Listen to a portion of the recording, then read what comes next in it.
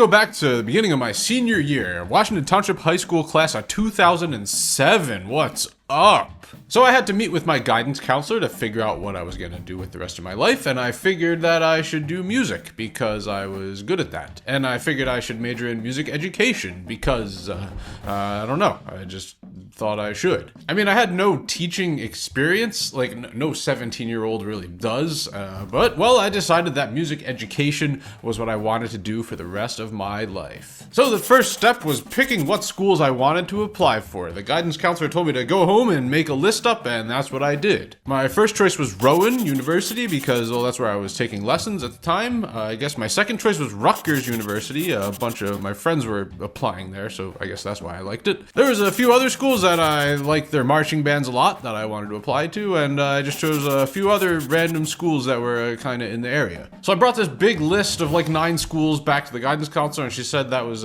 too many. It was too many schools to apply for. I mean, there are like 4,000 schools in the United States, so I guess my list of 9 really wasn't that many in the grand scheme of things. But there was the application fee for each of the schools and the cost to get to the schools I was auditioning at, and also the auditions, it was like different, like there were some slight differences for each school, so it was just compounding the amount of things I needed to prepare. So I narrowed it down to 4 schools. We had Westchester University, William Patterson University, Rutgers University, and Rowan University. So most of these schools asked for the same things to prepare for. For percussion auditions, you had to do a concert snare drum solo, 4-mallet marimba solo, a timpani solo. You had to know all of your major and minor scales and all of your rudiments. But I remember Rutgers, they actually asked for the most stuff. In addition to all that, they asked for a 2-mallet marimba solo, and instead of 2-octave major scales, they asked for 3 octaves.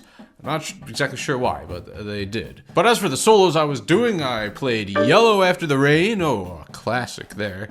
We had a Tambourin Chinois for the 2-mallet marimba solo. I did a couple of solos from the Cerrone book, Portraits in Rhythm, and I also played modulations for timpani. It's kind of a lot of stuff, but I've been working on all of that for like 6 months, so I was prepared out the butthole by the time we got to the auditions.